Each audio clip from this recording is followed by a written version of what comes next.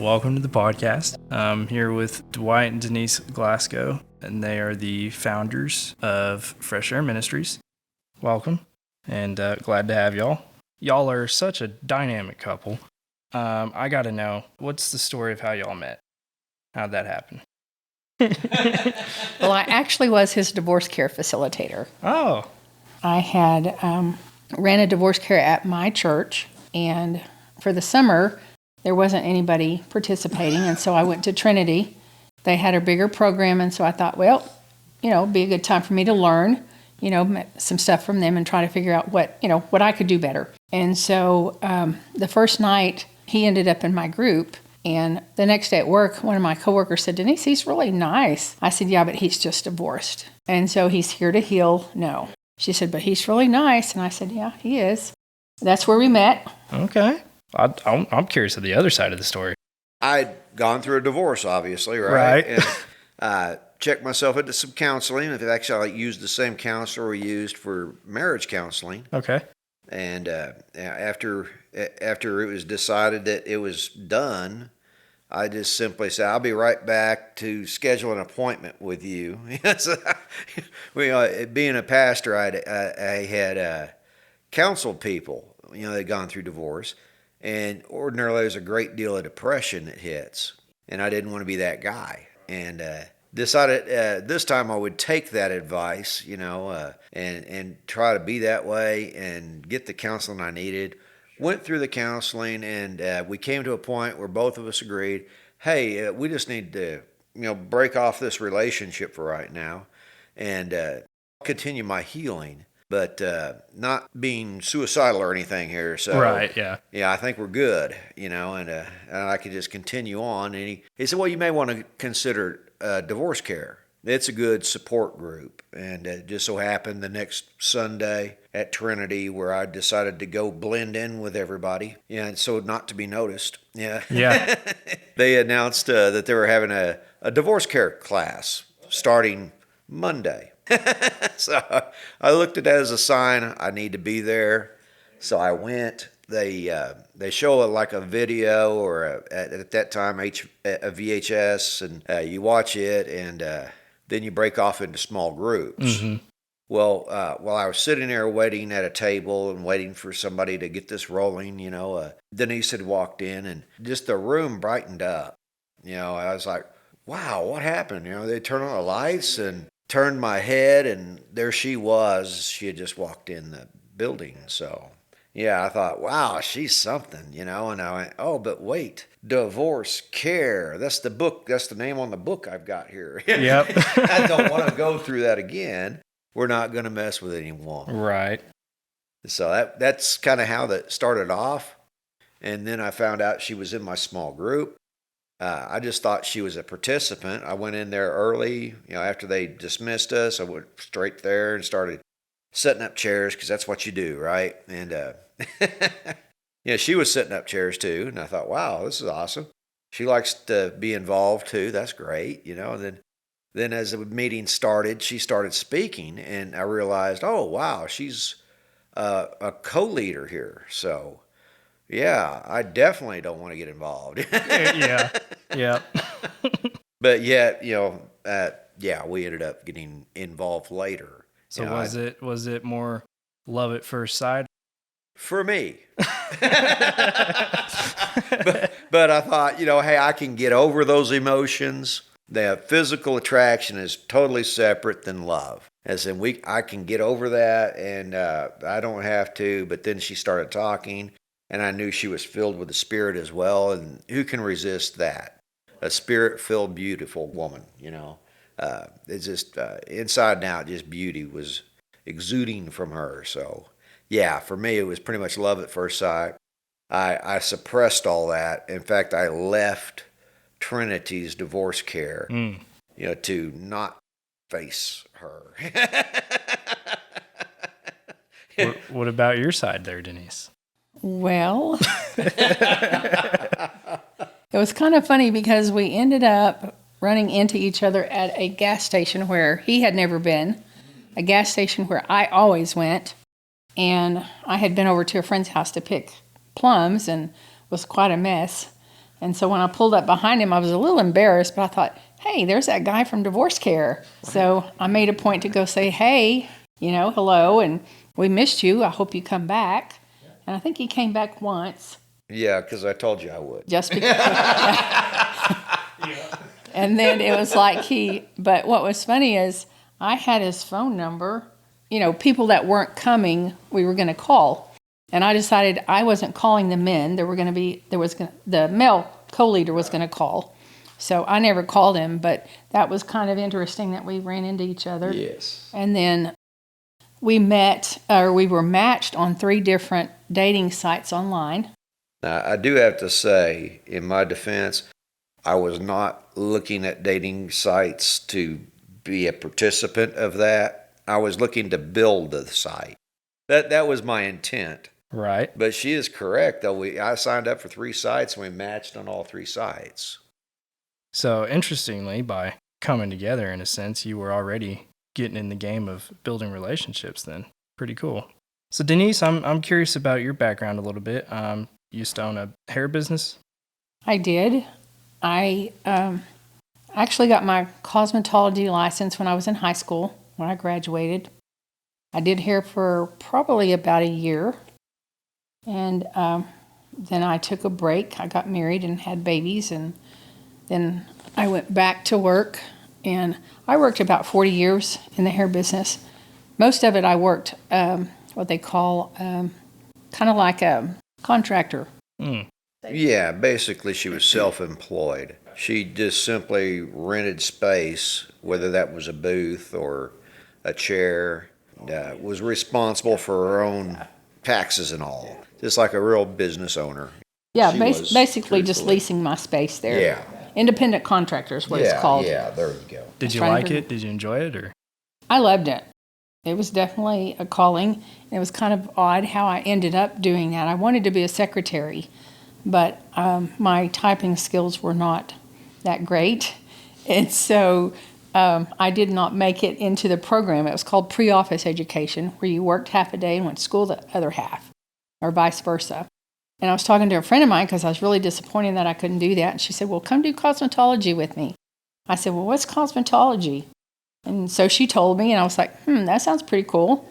So I went and talked to the counselor there and said, hey, I'd like to do this program. And he said, sure, let's talk about it. And he put me in there. So that was my junior and senior year in high school. So, even back then, it was kind of interesting to see how God was laying out the groundwork.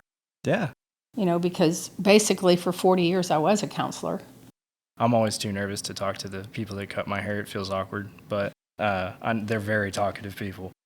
They will start every conversation with you.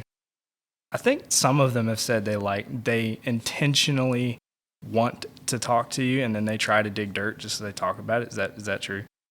Well, you definitely hear some things that you really would rather not hear. Yeah. Things that, it's kind of like they're telling you for shock value. And then others, they just genuinely need to talk to somebody. And I always said I had a captive audience, because when you're sitting in my chair with wet hair and a cape around your neck, you're not going to get up and go anywhere very quickly. So you mentioned counseling, and I was going to go into that anyway. So what made you want to do counseling? Well, I'd really thought about it whenever I went through my divorce. Facilitating divorce care was something that was very dear to me because of going through my divorce and how much it helped me heal, and just seeing how it helped other people. And I didn't really think that was an option for me at that point. Being single, not having, I had a good income, but not enough to work part-time and go to school the other part. Right. I didn't think so anyway. And so it'd definitely been a God thing. He'd been talking to me about it. And then whenever Dwight and I met and decided we were getting married, one evening he said, "When are you planning on going to school?" And I kind of looked at him like, "What?" And then I'm like, "Yeah, God's been talking to you too, hasn't he?" And so I'm like, "Okay." I said, "I don't know." It's kind of like, "Oh, we'll just table that for now." Yeah. And then another time he said, "When are you going to go to school?" We'd been married for a little while, and God had been talking to me about it. I kept saying, "I don't really want to do that." Yep. I'm very comfortable where I'm at. I like my lifestyle. I like the freedom that I have. And he said, "You don't know freedom." And I'm like, "I'm too old." I kept telling him, "I'm too old, I'm too old, I'm too old." So one night going to church, there was a huge billboard. I know exactly where it was at, time of day that it was. It was probably a Sunday evening. Actually, it was a Sunday evening. And the billboard was a 90-year-old lady that had just gotten her degree. And if I'm not mistaken, I think it was from Texas Tech. Yes.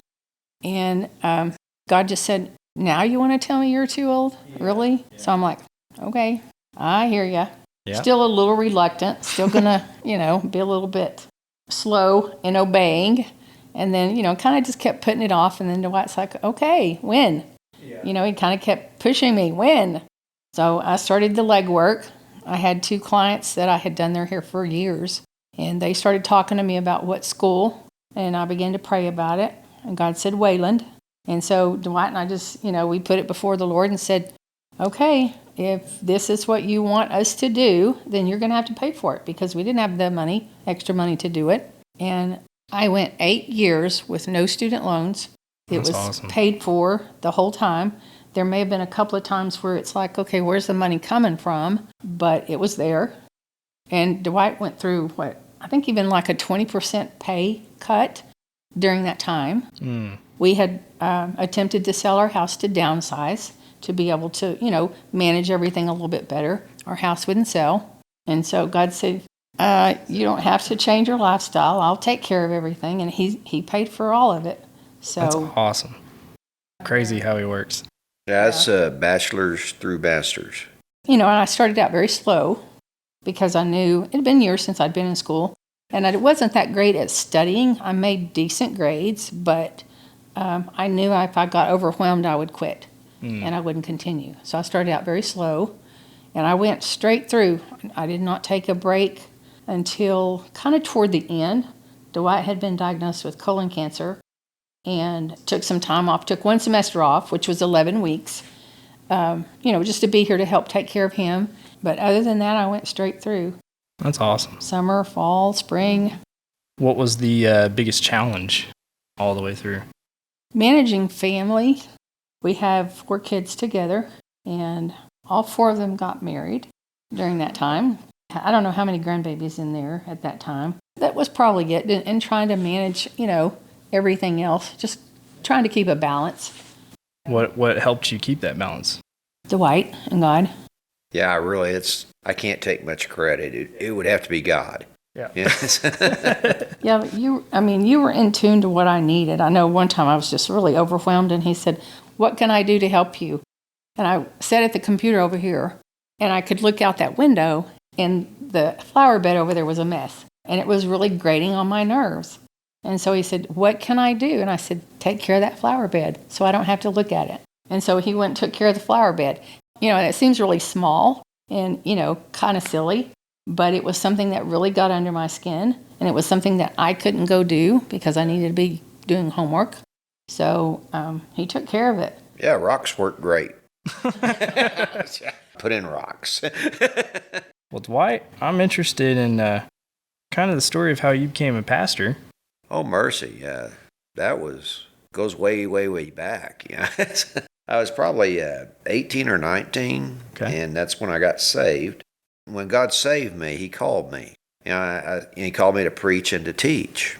And I convinced God that it wasn't me that would do that. That's my dad. That I would be the best lay person he ever saw in the church. I kept arguing with God till finally he gave up. At least I thought he did. And then I just went about life proving myself to be the best lay person possible. I would do all sorts of things, teach Sunday school, do outreach, and chaired the outreach committee or co-chaired the outreach committee. I refused to be the sole person because I was too young, I felt.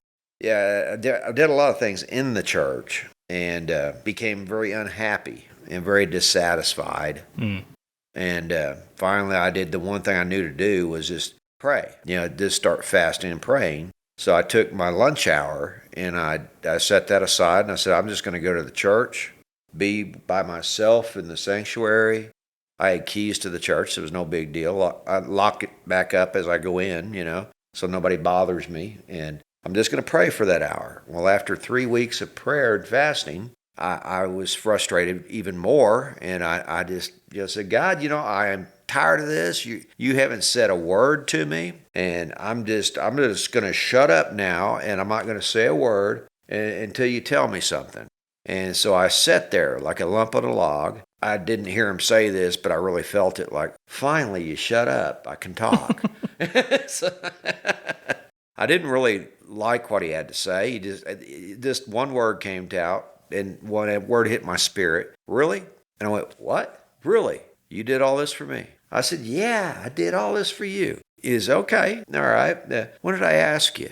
I said, well, I thought that's what you wanted me to do because the pastor asked me to do something, and then some other people asked me to do something else, and so I did all this stuff, and that's why, because I knew it was you speaking to them, right, and speaking to me through them, and he said, I didn't ask you. What's the one thing I asked you to do? And it hit me like a ton of bricks. It was that same type of thing, when I got saved, I want you to preach and teach. I said, you asked me to preach and teach. And it's just like, are you doing that? No. Are you preparing to do that?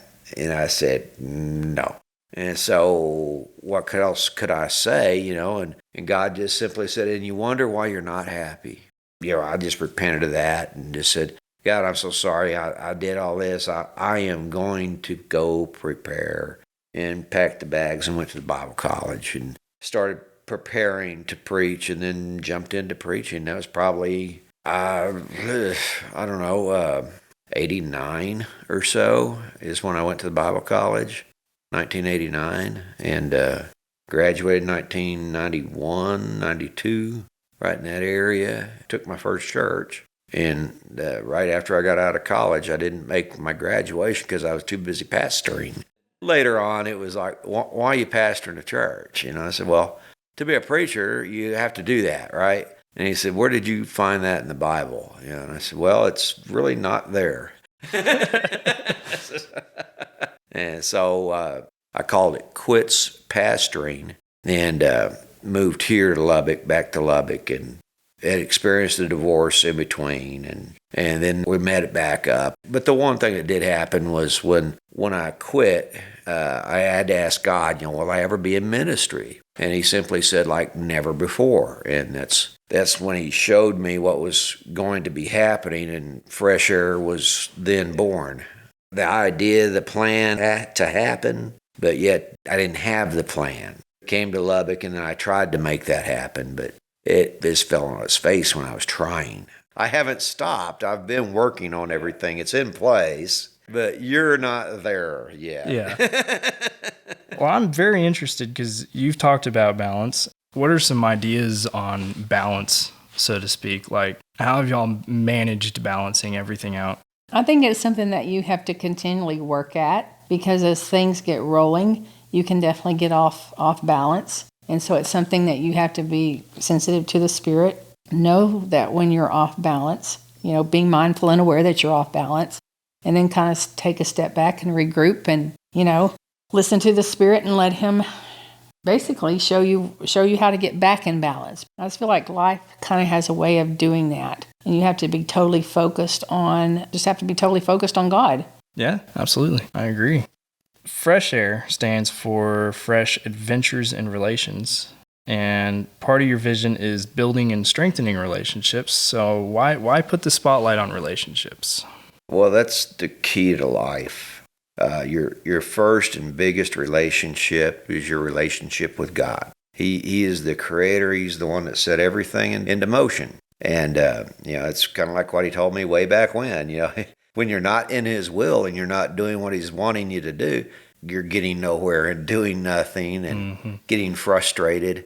The only thing that brings that back into balance is renewing a right relationship with God and getting that on track. And only then can you start building relationships outside of God. And really, they're not outside of God. They're just simply more of a horizontal relationship with someone else, another human being. That the relationship with the Creator is a nice vertical one that you need to establish so that you can find direction in life. It's only then that you're really going to find peace and direction. And what is my purpose? And that's the guy that's already got the book written in heaven on you. That's true. And he's just waiting for you to read it. Do you have any shareable stories of a relationship you guys had a hand in blessing? Yeah, we have stories. We try not to divulge names and that sort of thing. And just things like giving clothes away. God has really blessed us by making us a distribution center. Now, I'm not looking for everybody to come running, knocking on our door, but God has met many needs through us. Yeah. We once heard a preacher say, if God can get it to you, he'll get it through you. Or if he can get it through you, he'll get it to you. There you go. If you're willing to let go of things and realize that everything that we think we possess is really seed, and you have a choice, do you plant the seed or do you eat the seed? Do you consume it? And once you eat seed, that's it. It's dead. It's gone. There's nothing else to it. But when you plant seed, there's always a harvest that will be reaped. And not that we sow with the intention of, boy, howdy, if I get out there and sow something, I'll get 100-fold back. The Bible says that, but yet that's not the intent. The intent is simply being a channel to minister to the needs that we see and that God's opened our eyes to. And as we bless individuals, then we do end up reaping harvest, and God just continues to throw more seed into us and consequently out the door. I'm sitting here thinking about so many different ones. Yeah. We've been able to, Dwight mentioned the clothes. That was something, being able to, they were given to us like 5 garbage-sized bags full of clothes. Seven. Yeah. Okay. Obviously, it's way too much for one person or 2 people. So we just started blessing people with them. And then, even where we are right now, the relationships that we have, well, for both of us, the residents that we work with, and then, different staff members too. Just being able to iron sharpens iron, and that's just something that we're always trying to do, to be a blessing wherever you're at. We've been privileged to do a couple of weddings. A lot of those witnessed our relationship and knowing that they could have that type of relationship too, as long as they put God first. That's a good point. Sowing the seed of teaching, teaching a lot of communication classes, marriage enrichment, and hosting simulcasts, at pooling together other churches that wouldn't have the resources. And we were blessed enough to be able to host those and have high quality speakers, going forth and teaching on the simulcasts. hosting seminars and such. It's always been a blessing. Whenever we hosted a seminar, it was already paid for. We didn't have any money out that we owed. The facility was paid for, the video equipment was paid for, everything was, even, like lunches and dinners, for whoever was a participant. All that was paid for in advance. And then the individuals that received blessing from that, in turn, would sow seed, and we had more than enough to take care of things that we'd already obligated for, and more for other seminars and simulcasts and whatnot. So it's just been a reoccurring thing in being involved, with God's will, just being that distribution center. Do you find it fulfilling? Of course, yeah. Yeah, I went from being a grumpy old Christian, even though I was young, to a very happy Christian today. And might be more mature than I was back then, but just experiencing God's love and being able to share that with others, encouraging them, because we've been able to seed into individuals, not just monetarily or materially, but sowing even spiritual seed. Being able to minister to people who are contemplating suicide and going through challenging times like divorce. We've been a part of divorce programs in other churches, getting them started, helping them start. Where that's came from is just simply participants in ones that we'd hosted. And as people came in, they saw the need in maybe their own church, or wanted to do that, and even approach their pastors saying, hey, we want to start this program in our church, and we're even willing to pay for it. And after they revive their pastor, how often does a pastor get told, I want to start a ministry and I'm paying for it? Well, I mean, I understand that in a sense, because just doing this. Right. Right. Being able to get people on here who share their stories and their testimonies and their life. And, it's sowing a seed in a way. Somebody out there, even if it's two people, who listen to it, I hope that they get something out of it, out of every aspect of it. It's very fulfilling. I find it very fulfilling, just knowing that there's a potential chance somebody anywhere, I don't know who, needs to hear it. Well, that's God's business there. Yeah, I'll leave that up to him. I'll just do this part. I'll do the interviewing. He'll always supply the people that need to hear. Yeah, absolutely. On that, there's been a lot of times where I've pretty much thought about giving up. Just, throwing in the towel, like, why am I doing this? Nobody's listening. I get like 10 views. I beat myself up a lot on it. Have y'all ever experienced that? Of course. One thing that we have is an enemy, and we learn really quick, anyway we should, that we don't wrestle with flesh and blood. Oh, yeah. Our enemy is not physical. Our enemy is spiritual. We have different names for him, as Satan, Lucifer, the devil. Bottom line, we've got a fallen angel from heaven that became Satan and is seeking to kill, steal, and destroy basically our joy and our relationship with God. And he's really good at it. Yeah.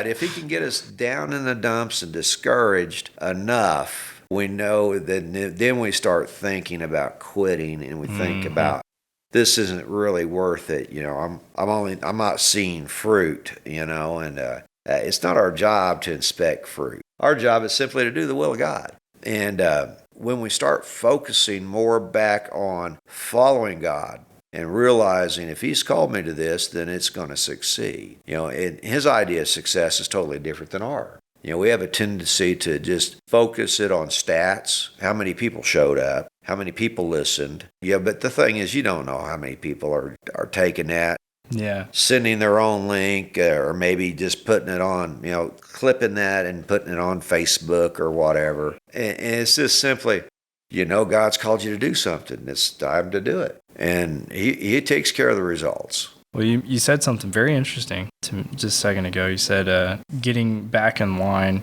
with God kind of realigns you, and that I just keep going back to that balance situation, because it's like as soon as you get off balance, it's usually because you're focusing too much on the stuff you don't need to be focusing on. That's correct. And then in order to get back on balance, you got to go back to the Lord and just say, I'm sorry again. Yeah, there's a preacher that long time ago, before this whole idea of being in ministry came about, a preacher was preaching and he talked about a wheel and that you need to keep God in the center. Mm-hmm. Otherwise, you're out of balance and you're gonna be experiencing a flat every other time, as it revolves. It's you've got God somewhere else besides the center, and the only way you keep it in balance is by having God as the center. So we have to realign. We have to get our eyes back on what we were called for and do that very thing. Well, I was just thinking, he's not going to call you to something that you can do. He's going to call you to something that's bigger than you. Because if he calls you to something that you can do, you don't need him. That's true. But if it's bigger than you, then you've got to have him to accomplish it. And, it was kind of interesting because God gave Dwight and I both a vision. Mine was a lot shorter than his because I was very overwhelmed with what he just showed me, just the small amount that he showed me. And then it was about the same time, like within a week of each other, or maybe even the same week that he showed it to us. And so we know that that's there. There's been prophecies given that we know. Some of them we've seen that's come to fruition, some that are still to come. But the vision that he gave both of us was so detailed, and there were things that he saw that I saw that compared. And just recently there was somebody that shared with me a dream that she had, and it included parts of what I had been shown and what Dwight had been shown. And it was, I haven't really thought a whole lot about it until just now. When we talked about it, when I talked to that person about it, we did. But it's just kind of been sitting there, still waiting, It has to be bigger than you because you have to know that you can't do it in your own power. Finance is the whole ball of wax. You have to have him. Oh, yeah. Well, it's funny, too, because if you look back in the Bible, Moses was called to bring the people out of Egypt, but he had a stutter, and he hated that. I also have heard that he equips you for what he's called you for, and he's not going to send you into something that he hasn't prepared you for yet either. It's as if, the only one who worries about if you're going to make it is you, because he already knows you will, because he's already prepared you for it. He knows if you're going to be ready or not. He's not going to send you into it if he's like, well, you're not quite there yet. Speaking of Sunday, how did that get started, the Sunday services? How did that get started? It's kind of interesting. As a board, we came together, and I had in my mind I would never be a pastor again. Not that I hate it, but yet there's mundane chores that go along with it, right? And one of the people on the board says, we need to start a service. I said, why would we want to do that? And the thinking behind it was very, very good. Part of our thing about is teaching and training. We help to build and strengthen relationships through preaching and training. And so the training part, really, we were not really lacking, but yet it wasn't really what we were focusing on. And so the idea was, let's start a service so that people who are called for like praise and worship have somewhere to come to learn about that and learn how to lead worship, which really is backwards. It's a worship leader. You're a lead worshiper, if that makes sense. The focus really is on worship, not leading. And as you do, so people will follow. So the thought was that we would have a church service so that people could become involved to learn their calling and perfect their calling, and then go forth back to their own church or wherever, or even stay here, whatever clicks, for them, wherever God leads them, and then we would equip them for their calling. So that's how it became. It wasn't so much to showcase preaching or praise and worship, and not looking to cut albums, just helping people learn about their calling and practice their calling. That's a very interesting concept. I don't think it's widely known. Right. Yeah. Yeah. Part of that was like became train wreck. When we had a little bump in the road. I mentioned having a adversary who loves to kill, steal, and destroy. Well, yeah, it took out our main our lead worshiper. Literally, he graduated on to heaven, and that pretty much devastated all of us. And there for a while, Fresh Air and anything was really put on hold for a while. And it's taken a while to start building back up, and we're continuing to build back up. As at the same time I went through my own struggles, that it came along, where the devil would try to take me out, but yeah, I just that's the short of that. Really, we got sidetracked for a while, but the devil has indeed been put underneath our feet, and the God of peace has indeed crushed him. So. Well, suffering only lasts for a season. Yeah, we're continually in a period of rebuilding. Whether or not you're doing something right if you're being attacked. Oh yeah, sure. Yeah, he'll leave you alone if you're not doing what God wants you to do. He'll leave you alone. Yeah, he'll just let you. He's just like, I don't have to worry about you. Yeah, take care of yourself. So when you guys were building it back up, was it the same vision as the original vision, or did it shift and change a little bit? I would say that's part of the rebuilding process still. There is different things that have come up and different avenues, that we've been able to move in, but I would say, we're still focused on building and strengthening relationships through preaching, teaching, and training, So the vision stayed the same, but has Right. the Programming. yes, Yeah. that's the right word. Program, has that shifted? Yeah, it certainly has. We have Sunday, but we really don't have that lead worshiper present. Anybody that shows up or listens to the recording, just simply gets a YouTube feed right now. The music is divinely inspired still, but I'm the guy picking it out. I'm not musically talented. So I shouldn't say that in a big negative way. God inspires, certain things, but am I gifted that way? Not particularly, I think it kind of has shifted. Now, whether it's permanent or not, I don't know. It's always been fluid. Yeah, it really has. We've been involved with the ministry in Dallas, learned and gleaned a lot from them. Then with Dwight and I both being at the CRTC, it's a different avenue of ministry. Not sure where that's going to head, but that is definitely part of Fresh Air. We've gotten a lot of support from the ministry in Dallas for Fresh Air. And so I think it has shifted a little bit. It's different.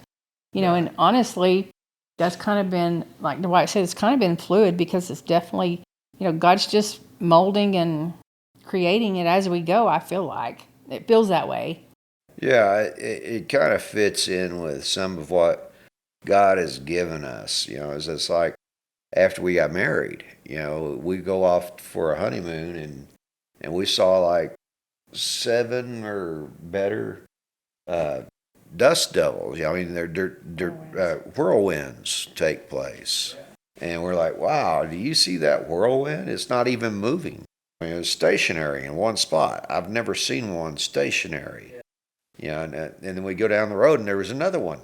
In a sense, that's kind of what Fresh Air has been like. It's been like just all of a sudden, boom, you're in the middle of something that seems maybe chaotic, maybe, I don't want to use that word because it's never been chaotic, but all of a sudden you're in a force. There's a force to reckon with. Yeah.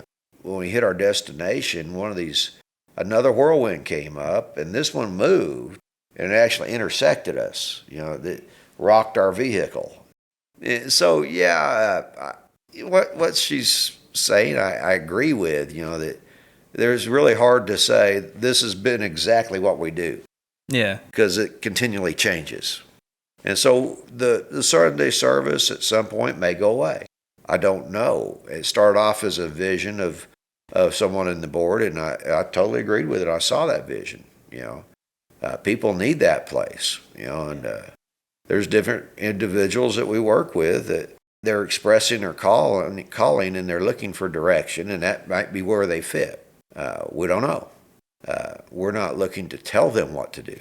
If they come with a calling, we'll definitely give opportunity, but we're not going to look to fill a Sunday school teacher slot or look to fill this or look to fill that. Those are things that if God has somebody that needs to be trained up, that will happen.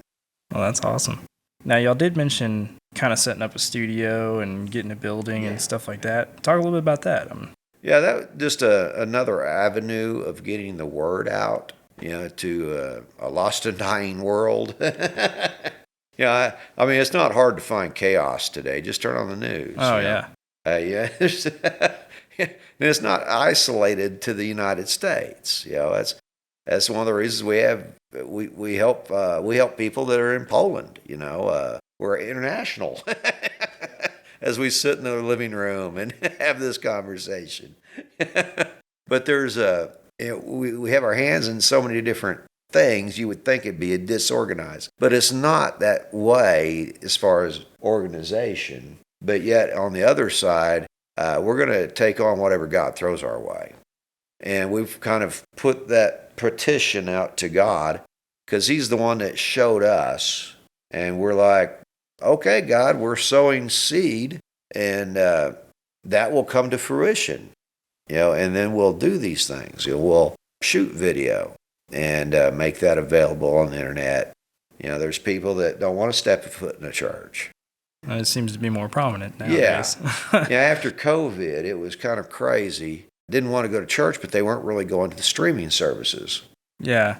And we've found that we've met a lot of people now through the streaming services that we have no idea who they are. Never heard of them before, but they're coming, and they might be there for just a season, or they might stay. It's kind of like the way we're financed, the way God finances it. Money just comes from different sources when the needs are there, and we may or may not know them. It's pretty interesting, but that's the way God works.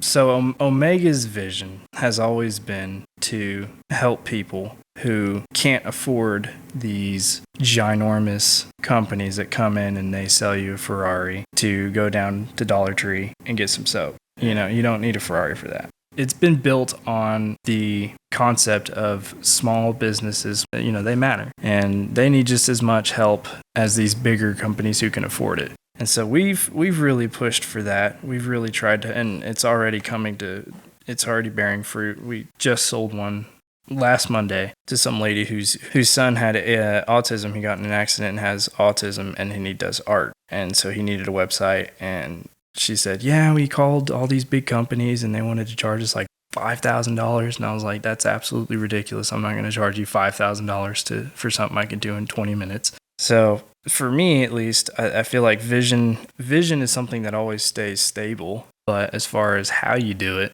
that shifts. And you mentioned a cyclone, and I conveniently put a picture of a tornado as y'all's graphic for this podcast episode. And I'm interested because y'all kind of talked about Fresh Air as if it's something that you have a vision to preach and teach and things like that, but there isn't one right way to do it, Right. You've just really pretty much described how we've operated. We don't have one place that we settle at. How do you go about the business, or the ministry rather, without being settled in one position? Because I say that to say, like, 90% of the people who own a ministry, they have a church building and they have their worship team and then they have their, departments. How have y'all kind of gone about it without settling? Have y'all ever wanted to settle and then just didn't? Or is it just more of like, It's kind of an interesting subject. I guess you would say that every project that we've been involved with has just simply been God-led. Yeah. At one point, you need to do Bethmore simulcast for small churches. So we're all of a sudden over in I think Grace was the first place we went to, right? Get that as in the hospital. And we used a conference room of theirs. Mm. And really accommodating people, just wonderful. It was a great spot. It filled the place that we had. And the churches that came, there was probably, I believe it was probably 6 or 7 churches there. And, there was ones that didn't show, but that was okay, but that's where that happened. And then the next one took place here, or it may not have been here. It may have been in another church that we sponsored. So it's not so much the location as it is the plan of God, and doing the plan of God. And it can involve several churches, or it could be that we don't even involve churches, it's individuals. One time we sold tickets on a particular program just so we knew what the head count was going to be like, because we were managing the food that we wanted to get there. And from that one conference, I think it was a XO conference, right? It was a marriage enrichment conference, and that took place at the Omni Center, not Omni Center, Science Spectrums. Right. Yeah. And we rented a space there, fairly large space there. It's just been neat how God has organized and made things happen. By ourselves, it wouldn't happen. I don't know if you've had the experience, but a lot of churches are skeptical of other churches. You're just stealing members. Yeah, it's like that's their business at this point, and these are their employees, and all you're trying to do is steal members. Yeah. But in reality, it's simply helping them minister in a different way also. And they've been very successful. I think we had 6 churches again participate in the XO conference. Maybe a little more, maybe close to 10. But they were from all different denominations. So you're very adaptable. Yeah. We just simply follow what God wants us to do, and from that, He brings the crowd. That concept fascinates me mostly because that's kind of what I'm doing right now. I don't have a building or an office or anything like that. I'm just kind of going, when someone calls me, I answer, and we figure it out. As far as the podcasting goes, we're at y'all's house. So I don't have a central location, and but I read Start With Why by Simon Sinek. I don't know if you've heard of it. Great concept, because he talks about exactly what you just said. Yeah. You have your vision. Your vision is this. It never changes. And I feel like God gives you the vision ultimately from the beginning. I think He tells you, hey, this is what I want you to do, and then you just do it. As far as how you do it, it really just depends on the time of day. Yeah. And like you know that we've sowed seed for a building. Yeah. And God will make that come to pass. Yeah, absolutely. But the purpose for that is to do things that would go out on the internet. And if we happen to have materials that we're giving away too, it gives us a storage place. Quite frankly, our garage and our bedrooms aren't big enough. Yeah. Yep. Well, I mentioned in Romeo's episode, the most recent one, I called them tools. Like, you have your vision, and then you have your tools, and the tools are really just how you go about fulfilling that vision. One day, Lord could just say, hey, I don't want you to do a podcast anymore, and I just won't. Just stop doing it. Or, He may say, hey, instead of creating websites, I want you to fill in the blank. It's interesting to me because it's not talked about ever really in any administrative field. Everybody's kind of just under this impression that you have a building, you have a place, you have this system, and you follow these 5-step guidelines to build your get rich quick kind of stuff. And I don't know. Yeah, there's a lot of cookie cutting, and that's I think even materially, worldly, that got restructured too with COVID. Oh yeah. And it's strange. I see businesses going back to the same structure they had because, quite frankly, they couldn't embrace that openness. Mm-hmm. you're not going to control it. You can't control God. You can't control the Spirit.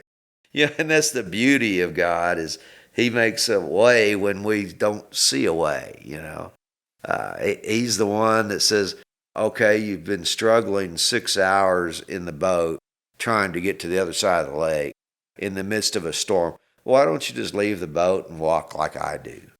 Because he's walking by people that have been struggling for 6 hours, and he's like, just ignore all this stuff about you. Just go forward. I feel like it really tests your faith and trust too, though, because if going back to balance, if you get out of balance at all, yeah, you lose complete sight of where you're trying to go, especially if that's, if he's already telling you where you're needing to go and then you stop listening. Yes. And then you get frustrated because you're like, I thought you wanted me to go here. And he's like, no, that changed about 20 minutes ago. I was trying to tell you. Yeah, exactly. Yeah. You weren't listening. It's a cool concept to me just because nobody's doing it at all. I mean, y'all are, but yeah, it's just. Yeah, I just was talking to a guy that has a similar type thing. He's realized that he has a calling on his life, mm-hmm. and he wants to preach, and that's what we were talking about. And then he comes out and he says, hey, what I want to do is find buildings that aren't being used, and just give the guy an opportunity to let me use the building for God, and let me just preach one month there, maybe preach 1 or 2 services there, and then move to another building and preach 1 or 2 services over there. And he's not looking for a place to stay. He's just simply looking for the next place to preach. Right. If people want to find fresh air, where can they find fresh air? They could find fresh air on freshairministries.com. Okay. You could also go to facebook.com /freshairministries, and you'll find us there with a lot of video there. If you look back even further, you'll see different graphics and whatnot that's been done. Well, one last question for both of y'all. What advice would you give to somebody who's wanting to start a ministry of their own? Number one advice is, it is not a business that you need to look to go into to have worldly goods. You're not going to be able to operate a ministry according to the world's standards. Yeah, the number one thing would be to climb that mountain of God, and sit there and listen for a while. Get that vision solid in your head of what you need to do, what God wants you to do. And then, like we were talking about, just putting him in that center. Mm-hmm. And anything that does not line up with what God has told you, the vision he's given you, toss that. Really, you need to write the vision down and keep it before your eyes. I say that because it keeps you focused, and that's why we know that the number one thing for us is building those right relationships with God and with others.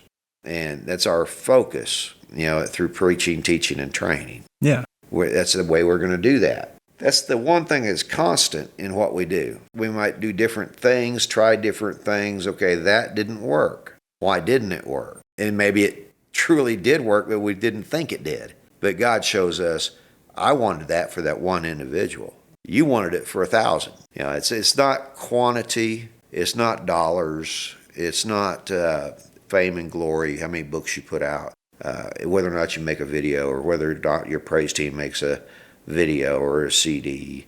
It's about doing what God wants done in ministry. So I would tell them, you will face battles, but God is the victor, and you need to stay aligned to God in that vision, and you just keep plowing that way, no matter what any other individual would say.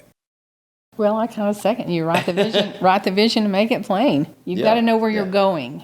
What you're there for. We teach a lot of that where I'm at. Be mindful and aware. And I always tell them, if you aim at nothing, you'll hit it every time.